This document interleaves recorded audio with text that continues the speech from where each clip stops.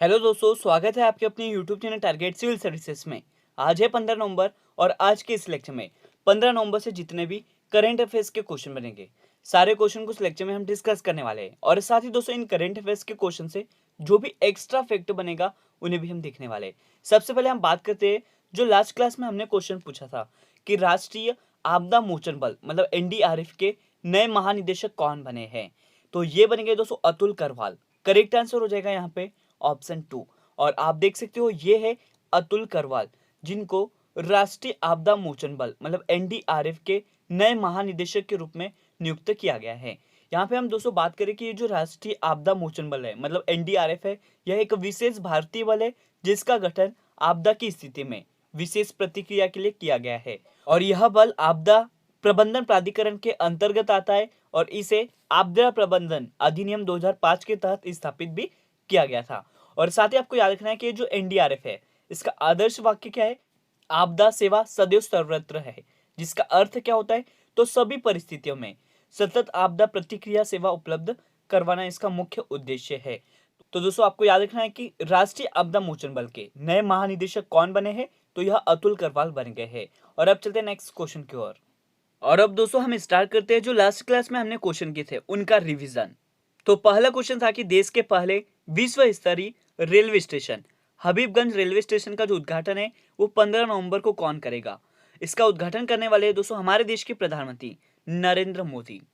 Question था कि भुवनेश्वर में एफआईएच जूनियर हॉकी विश्व कप 2021 में भारतीय पुरुष जूनियर हॉकी टीम का नेतृत्व कौन करेगा? तो इसका नेतृत्व करने वाला है दोस्तों भारत की ओर से विवेक सागर प्रसाद। करेक्ट आंसर है यहाँ पे ऑप्शन 3। नेक्स्ट है कि हाल ही में किस देश के सेना प्रमुख को भारतीय सेना के जनरल मानद के रूप में सम्मानित किया गया है? ये सम्मानित किया दोस्तों नेपाल के सेना प्रमुख को। करेक्ट आंसर है यहाँ पे ऑप्शन 2। नेक्स्ट क्वेश्चन है कि हाल ही में रक्षक पहल को किस राज्य की सरकार ने शुरू किया है? इसे शुरू किया दोस्तों उड़ीसा राज्य की सरकार ने। करेक्ट आंसर हो जाएगा यहाँ पे ऑप्शन 1। प्रथम खेलो इंडिया तीरंदाजी टूर्नामेंट का जो उद्घाटन है वो कहां पर किया गया है? इसका उद्घाटन किया दोस्तों सोनीपत हरियाणा में।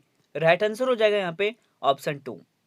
भारतीय नौसेना में किस प्रोजेक्ट के तहत चौथी पनडुब्बी वेला को शामिल किया गया है? तो ये प्रोजेक्ट था दोस्तों प्रोजेक्ट 75। करेक्ट आंसर याद रखना है आपको ऑप्शन 1 यहाँ पे राइट हो जाएगा। भारत की सबसे अमीर स्वनिर्मित महिला अरबपति कौन बनी है? ये बन गई दोस्तों फाल्गुनी नायर। यहाँ पे राइट आंसर है ऑप्शन 2। संयुक्त राष्ट्र बल कोष की एक नई रिपोर्ट के अनुसार विश्व भर में कितने बच्चे विकलांगता का शिकार हुए हैं? तो यह 24 करोड़ बच्चे विकलांगता का शिकार हुए हैं। राइट आंसर हो जाएगा यहाँ पे ऑप्शन 2। हाल ही में प्रधानमंत्री नरेंद्र मोदी जी ने आरबीआई की किन 2 योजनाओं की शुरुआत की है? तो ये योजना है दोस्तों खुदरा प्रत्यक्ष योजना और एकीकृत लोकपाल योजना। यहाँ पे करेक्ट आंसर हो जाएगा ऑप्शन 3 उपयुक्त दोनों। और अब हम बात करते हैं रिवीजन के लास्ट क्वेश्चन की कि प्रतिवर्ष विश्व मधुमेह दिवस मतलब वर्ल्ड डायबिटीज डे कब मनाया जाता है? ये मनाया जाता है दोस्तों प्रतिवर्ष 14 नवंबर को। राइट आंसर याद रखना है यहाँ पे ऑप्शन 4 करेक्ट होगा। और दोस्तों अभी तक आपने हमारे पद्म पुरस्कार 2021 से संबंधित वीडियो नहीं देखी है तो इसे जरूर देख ले। यहाँ से डायरेक्ट क्वेश्चन आपके एग्जाम में पूछा जाएगा और इसको हमने दोस्तों बहुत ही डिटेल में समझा है और साथ ही इनसे जुड़े क्वेश्चन भी हमने किए हैं। और अब स्टार्ट करते हैं दोस्तों आज के करंट अफेयर्स।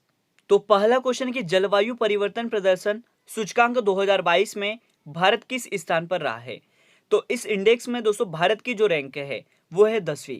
करेक्ट आंसर हो जाएगा यहाँ पे ऑप्शन 3। तो दोस्तों मैं आपको बता दूं कि जर्मन वॉच द्वारा जारी वैश्विक जलवायु परिवर्तन प्रदर्शन सूचकांक में जो भारत है वो 10वें स्थान पर रहा है। जलवायु परिवर्तन प्रदर्शन सूचकांक में डेनमार्क चौथे स्थान पर, जबकि स्वीडन की बात करें तो ये 5वें स्थान पर और नॉर्वे दोस्तों 6ठे स्थान पर है।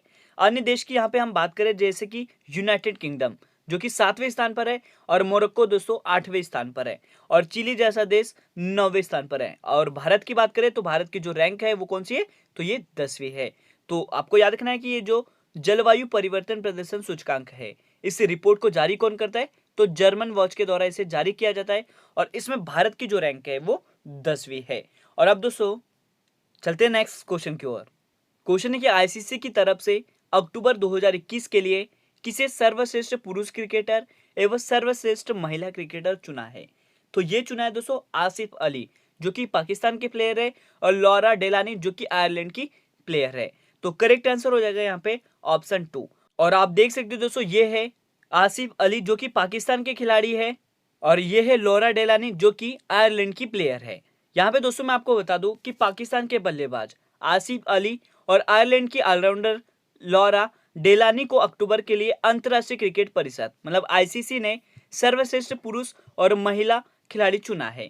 आसिफ ने दोस्तों बांग्लादेश के साकिब अल हसन और नामीबिया के डेविड वाइसी को पछाड़कर पुरुष वर्ग का पुरस्कार अपने नाम किया है।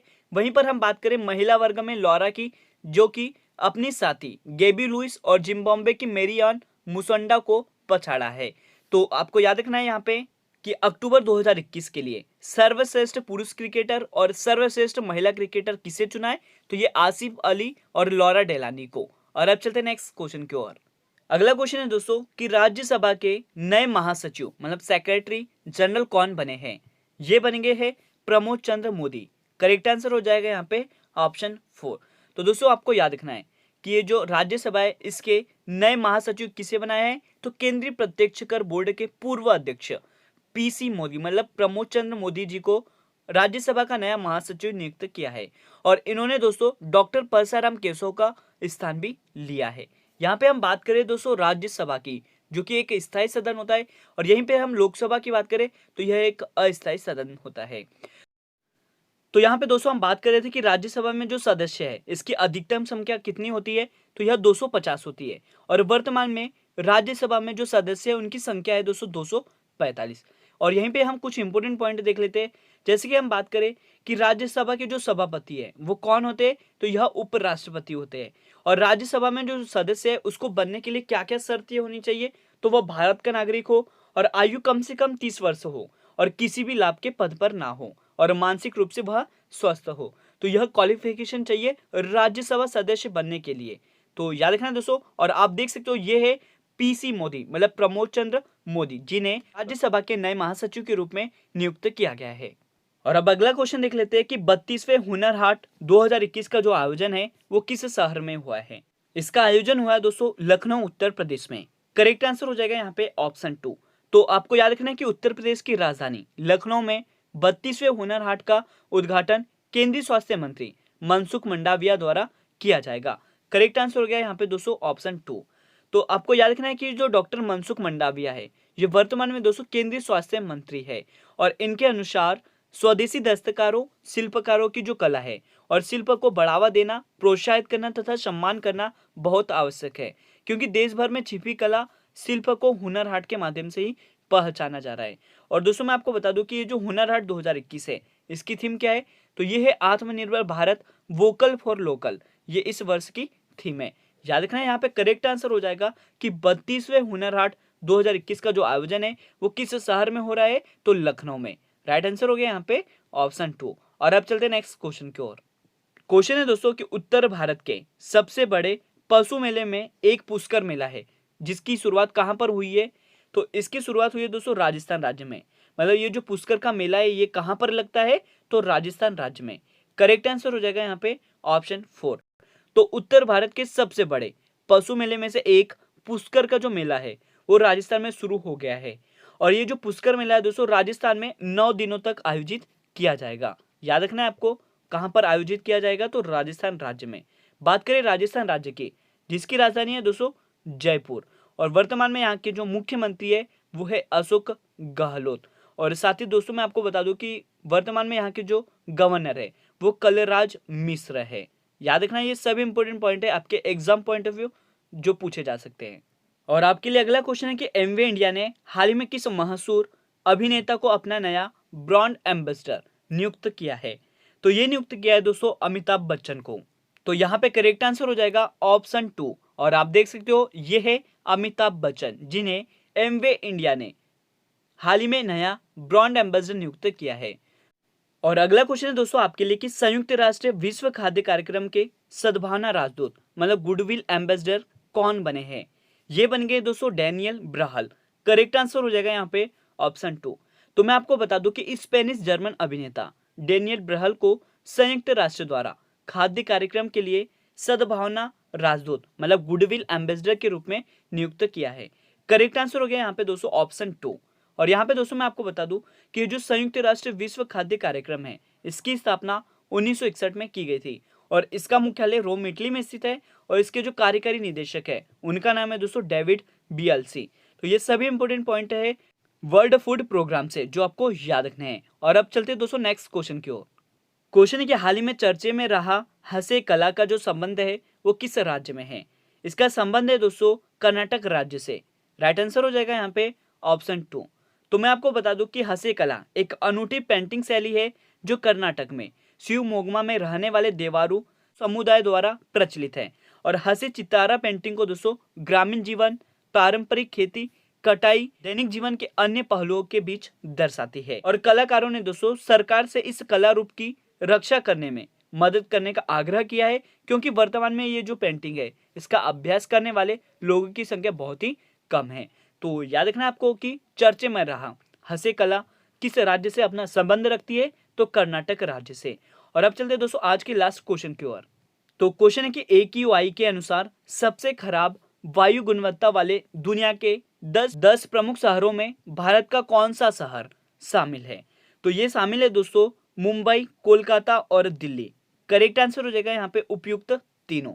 तो दोस्तों मैं आपको बता दूं सेवा द्वारा सूचीबद्ध 556 के औसत AQI के साथ दिल्ली शीर्ष स्थान पर रहा है, कोलकाता पूरी सूची में चौथे स्थान पर, जबकि मुंबई छठे स्थान पर है। याद रखना है दोस्तों आपको कि सबसे खराब वायु गुणवत्ता रखने वाला जो पहला शहर है वो दिल्ली जो कि भारत में स्थित है, और दूसरे नंबर पर है दोस्तों लाहौर पाकिस्तान, और तीसरे पर है सोफिया बुल्गारिया। और याद रखना है दोस्तों आपको कि टॉप 10 में भारत की 3 सिटी है। कौन कौन सी, तो एक है दिल्ली, दूसरी है कोलकाता और तीसरी है दोस्तों मुंबई, जो कि बहुत ही खराब वायु गुणवत्ता रखने वाले दुनिया के 10 शहरों में प्रमुख स्थान रखते हैं। और अब दोस्तों बात कर लेते हैं आज के क्वेश्चन ऑफ द डे की। तो क्वेश्चन है कि COP26 जलवायु शिखर सम्मेलन की जो मेजबानी है वो कौन से देश ने की थी। इसका सही जवाब आपको कमेंट सेक्शन में देना है। और इस साथ ही दोस्तों यहाँ पे आपको बताना है कि ये जो कॉप है इसका फुल फॉर्म क्या होता है। तो आज का लेक्चर यहीं पर एंड होता है। अगर आपको हमारा लेक्चर अच्छा लगा हो तो इसे लाइक करिए, शेयर करिए। अगर आप इस चैनल पर नए हो दोस्तों तो इसे सब्सक्राइब भी जरूर कर ले। Thank you so much guys for watching this video. Bye bye, take care.